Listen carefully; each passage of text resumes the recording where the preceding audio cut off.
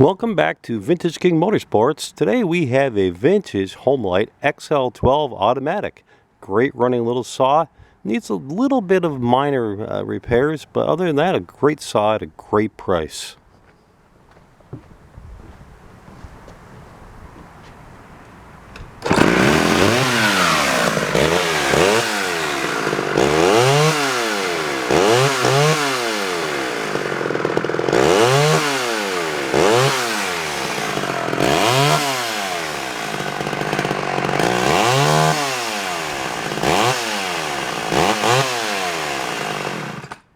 A very nice example of this vintage Homelite XL-12 automatic.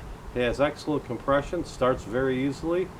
It does have a small issue with the oiler. The packing nut is missing from the plunger.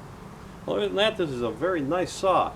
You can buy this today for $179.99 anywhere in the United States. That's right, you heard it here first, $179.99 plus shipping. Be sure to click on the link below for more pictures and details, or how to buy this saw right now at a great low price of $179.99. Don't forget to click on the like and subscribe to our channel.